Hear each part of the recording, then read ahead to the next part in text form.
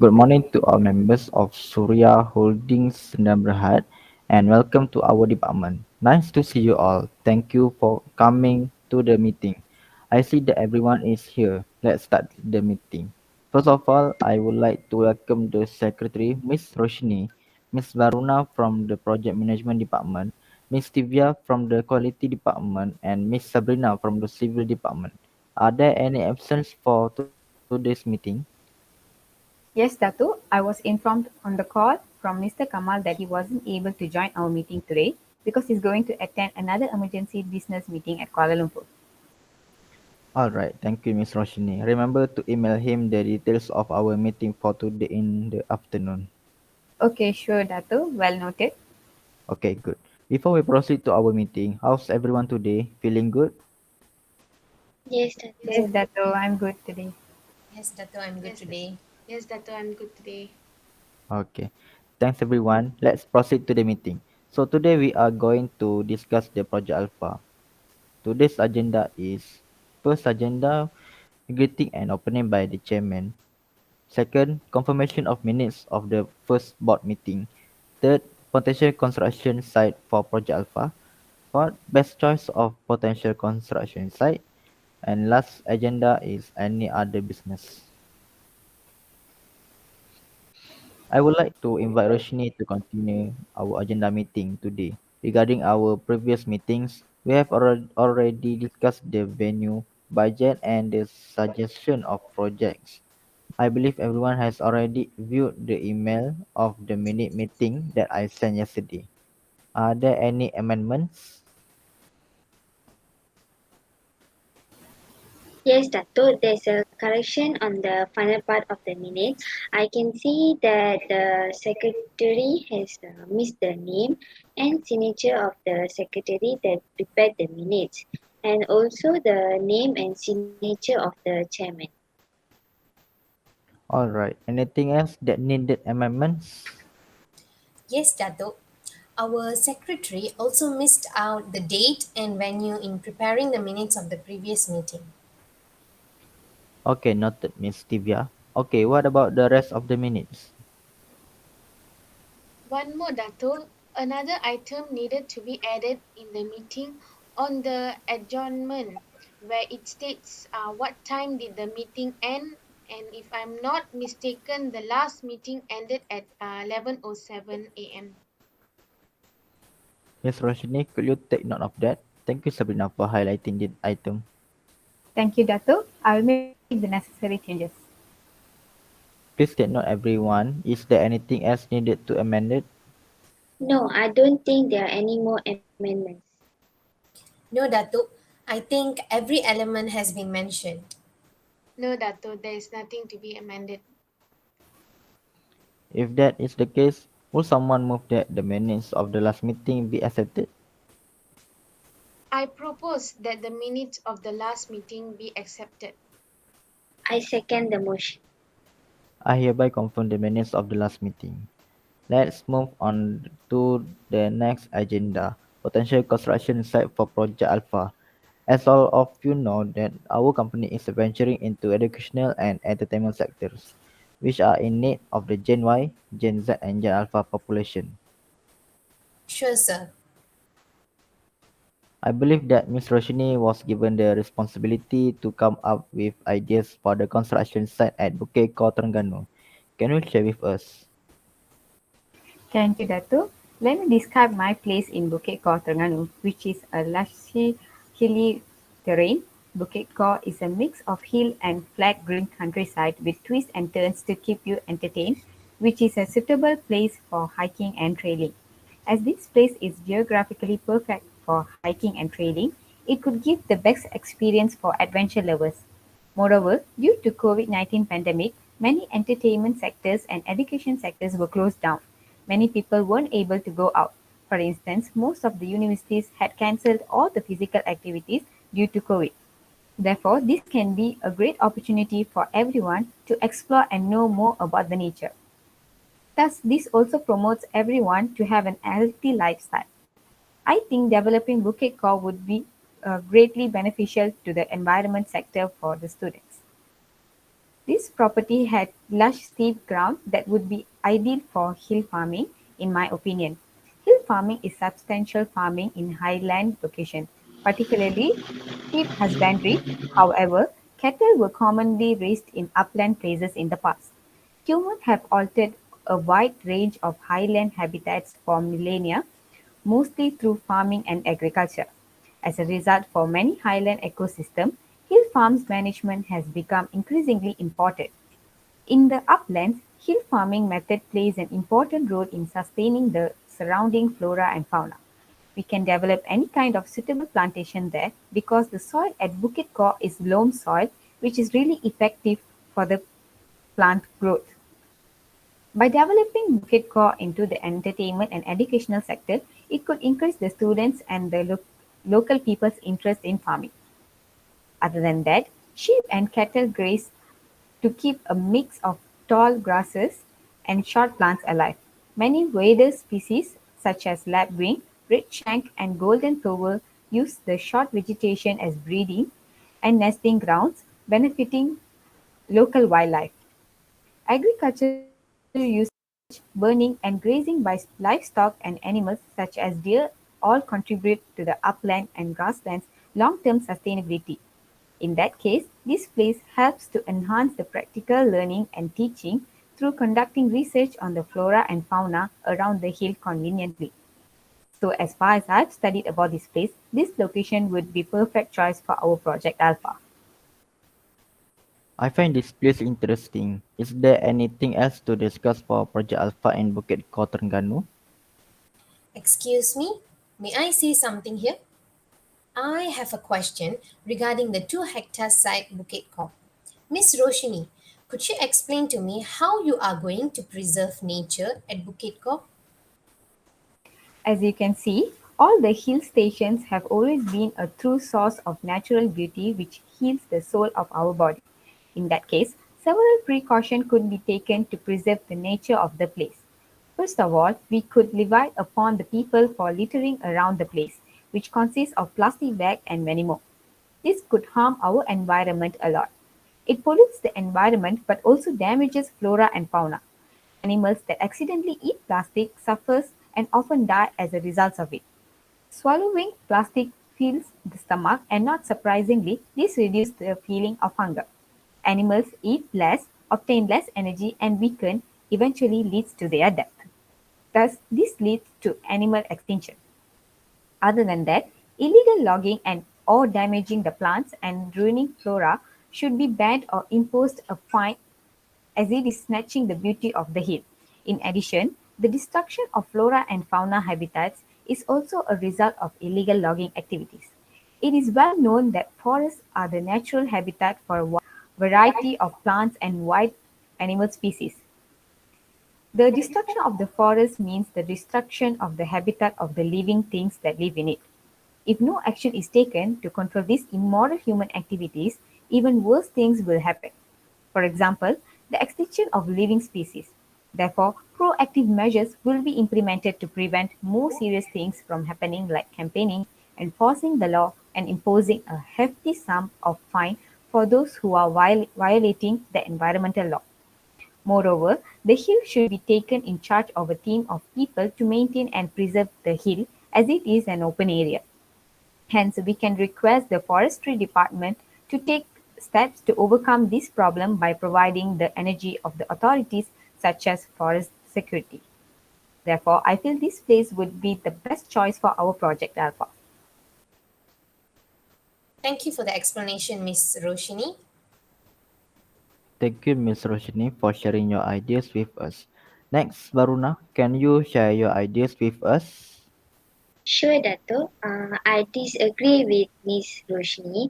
I feel Bukit Terengganu is too far from the city center of Terengganu and might not be able to attract many people.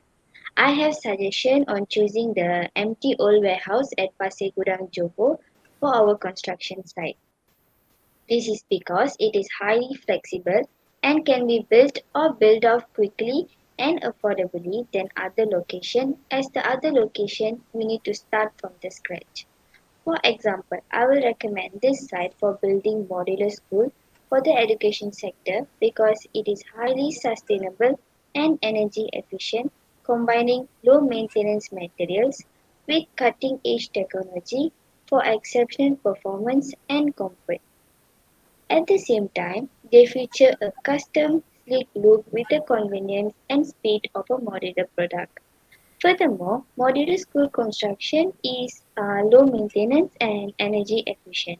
The savings can stretch the school's limited resources and can be used for salaries, supplies, and better school programs.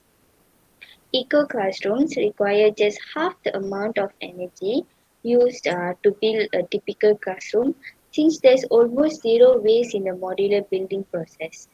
All the extra materials are recycled and used in other projects, which helps reduce millions of tons of waste that will otherwise end up in a landfill. Modular school construction provides various multifunctional kits and floor plans adaptable to meet a wide range of uses from office spaces and classroom to labs, libraries, and even restrooms. The flexibility of modular construction's core design enables school to meet their immediate needs and provide long-term value at the same time. This kind of construction can evolve over time and expand to accommodate future growth, shifts in functionality, or even upgrade to increase cost and energy efficiency. Modular school construction meets all objectives and targets within regulation while providing an extremely efficient option for delivering projects on budget and on time. Modular units are carefully planned and designed to suit specific requirements, and the fact that they are constructed in a strictly controlled environment ensures the specified accuracy levels are met successfully every time. This allows urgent school structures to be designed quickly without disrupting crucial services by remaining operational. By promoting efficiency, modular construction also lowers waste through the construction life cycle. All of this makes modular construction the preferred option in the education sector as it is the most progressive and sustainable solution. That's all for me. Thank you.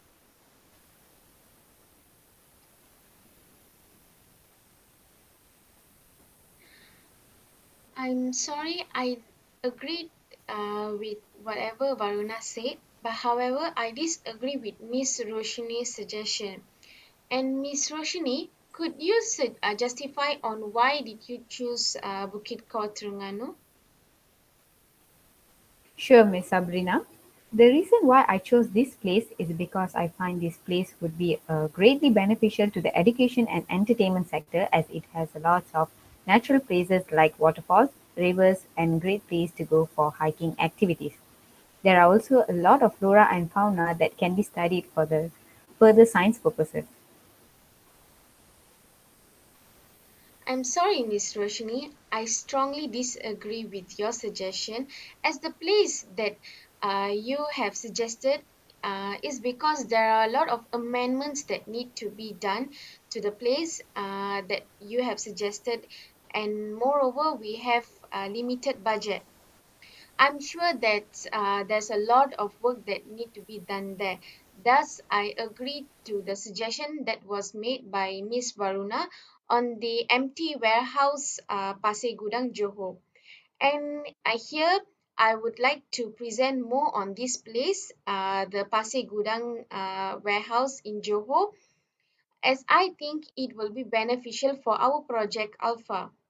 This is because since our venture is also on entertainment, Pasir Gudang, the warehouse, will be best place for us to build an indoor theme park there. This is because the place located will demand the indoor theme park there with more generators.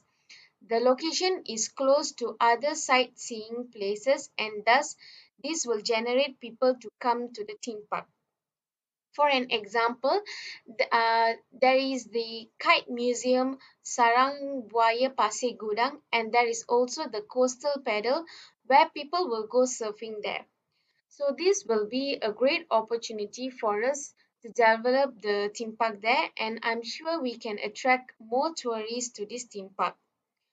Moreover, since it is a warehouse, we only need to make some amendments to the place, like leveling the land, and there is not much work that is needed to build the theme park. From the survey that I have made, the cost for leveling the land will only be RM 500,000 compared to the other places. Besides, the people can get access to the place easily. Since it's a most hot spot for people for entertainment purpose, there are various transportation that people may take to get there, such as Grab, bus, and even there is the nearby train station, which is the KTM Pasir Gudang, which is the train station of KTM Pasir Gudang. Moreover, the place is 3909 square feet. So this means we will have enough space for us to even build a car park there for the people, and we can also rent it out to other nearby entertainment attraction. Moreover, the topography of the location is good. The land is mainly flat, and I'm sure it would be suitable, and it is easy for us to build a theme park there. And moreover, there is not much competition there to build a theme park. The only theme park that is in Johor currently is the Legoland Park. So, in my assumption, there will not be much competition for us to compete with, and thus we can build a theme park which is suitable for the adults and kids. So that is all from me. Thank you. Thank you for Miss Sabrina. Good idea from you. How about your idea for Project Alpha, Miss Thivyaa? Good day, everyone.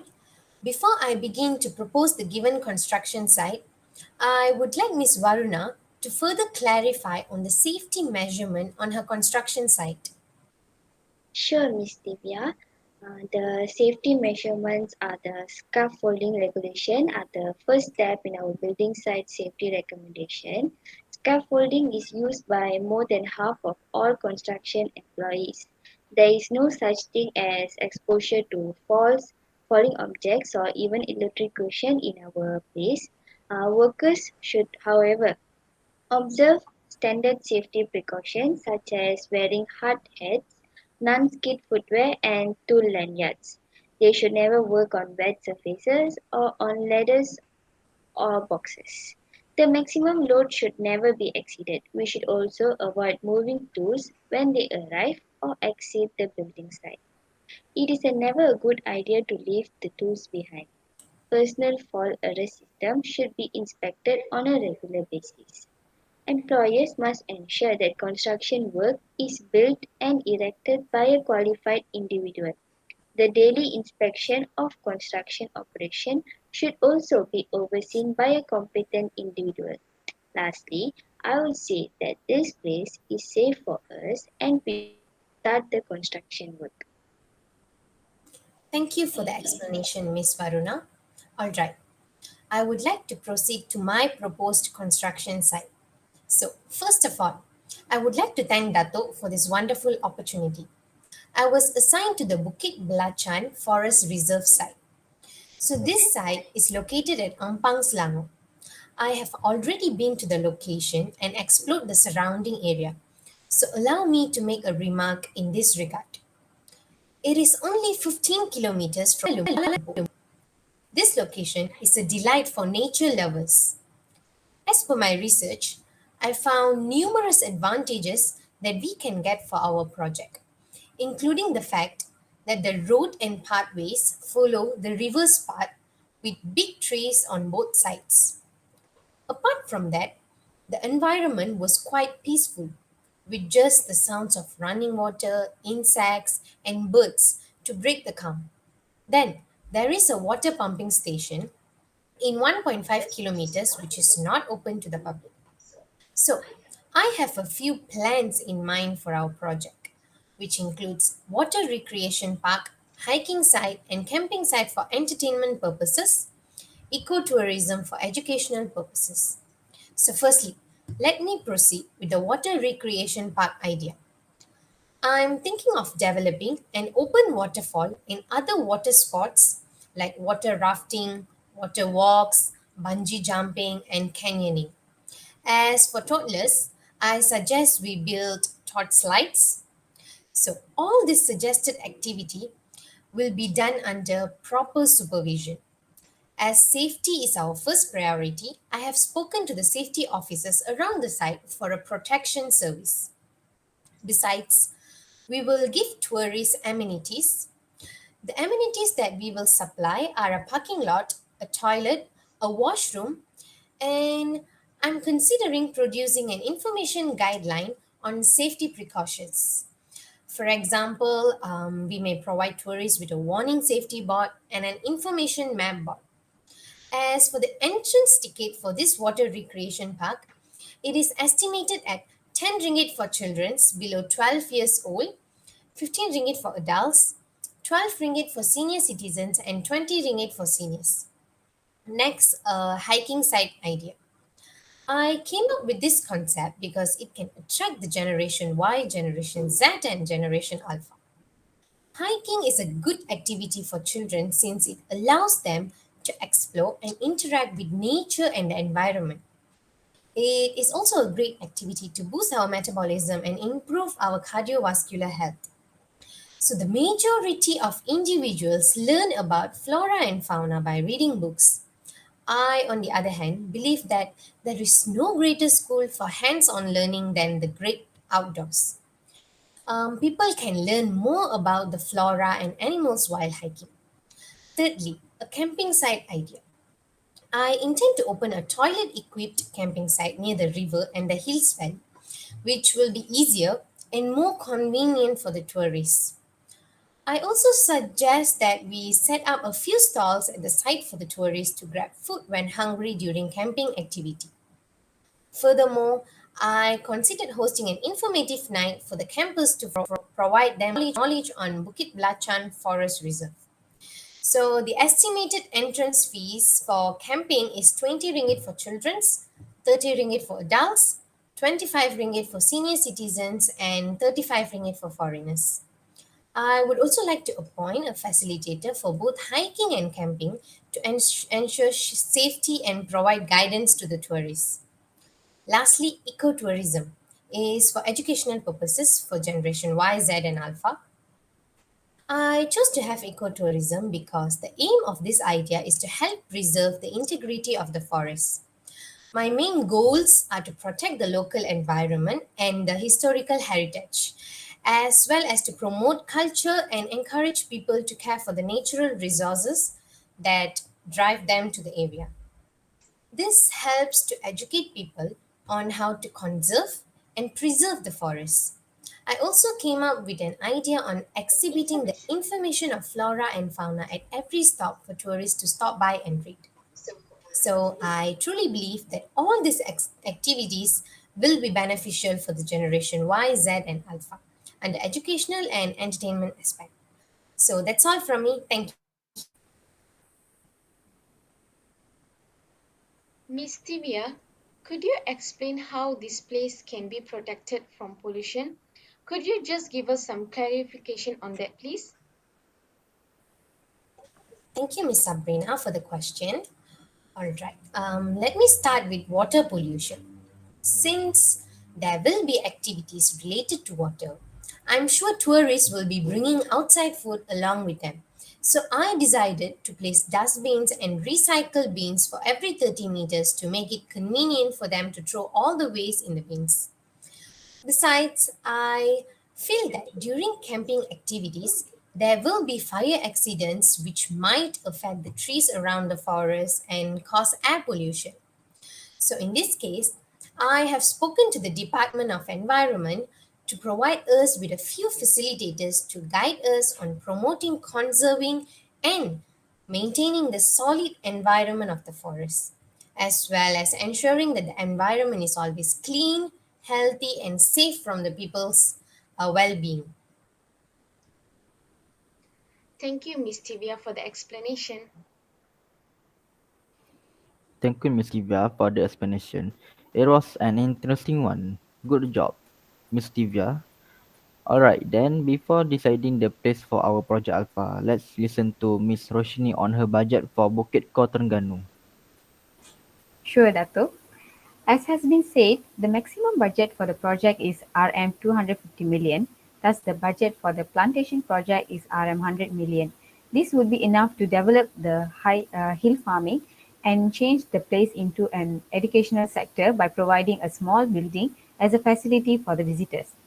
Other than that, to develop the hiking project, the budget would be RM 60 million, including the checking points and building the public toilets. So the total budget for this project will be RM 160 million. That is all from me. Thank you, Miss Roshinii. I will compare the budget you did with the other places' budget that your team has planned. Thank you, Roshinii. You did a great job. Well, Miss Varruna, could you clarify with us on the budget that you have prepared for the empty warehouse, Pasir Gudang, Johor? Sure, Dato. As we know, the actual maximum cost for the project is 250 million. So the budget for this modular school project is around 150 million. I think it will be enough for the budget to build the facilities and create the classrooms inside there. I also survey one of the suppliers that offer the low price for building the facilities. I am convinced that we can minimize the actual cost to build those facilities. That's all from me. Thank you, Varuna, for the explanation on the cost. Miss Sabrina, would you like to add anything on the budget for the Pasir Gudang warehouse in Johor on behalf on the entertainment sector? Yes, Dato. As mentioned by Varuna, the budget for the project is RM 250 million, and the place can also be used to build a theme park for about RM 100 million, which is cheaper compared to the modular school. However, since we are also venturing into the education sector, maybe we can split the place for the modular school and the theme park. And thus, the total cost for both will be RM 250 million, and the target for this project it will also be achieved. So that's all from me. Thank you, Miss Sabrina and Miss Varuna. Would you like to share also about your construction such budget, Miss Thivyaa? Yes, sure, Dato. As far as we know, the project's maximum cost is 250 million. So, I did my own budget planning for the project, which is about 100 million ringgit. I believe that the funding would be sufficient to construct the facilities and develop the water activities area. Those facilities include water slides, an inflatable raft, canyons, large elastic cords for bungee jumping, 10 toilets, 5 for men, 5 for women, praying room, and guard houses, and etc. Next, for camping, hiking, and ecotourism, the estimated cost is 70 million ringgit. There will be only fewer facilities for camping and hiking as it does not need much equipment. Mainly, we need fences and safety equipment for camping and hiking sites. As for ecotourism, we will need to provide signboards for all types of flora and fauna, and we will also need to build a bridge to cross the river. I also conducted a survey of one of the low cost facility builders. I am confident that the actual cost of constructing those facilities can be kept to a minimum.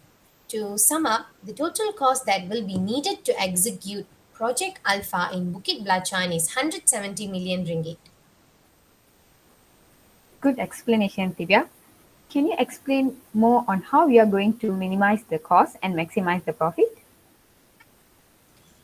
So, initially, my planned project is under budget. There may be some unexpected charges, but the total cost will still be less than 250 million ringgit. Based on my research and planning, lowering my anticipated cost to create those facilities is not doable. So, as per my planning for Bukit Belacan, there will be tons of tourists coming to visit, which will increase our profit drastically. I hope I've answered your questions. Thank you, Miss Thivyaa. Thanks, Miss Thivyaa and the others too. You all have done a great explanation on your project. Good job, guys. Okay, since everyone has given their own perspective opinion on the three places, and now it's my turn to give some feedback on what you all have presented.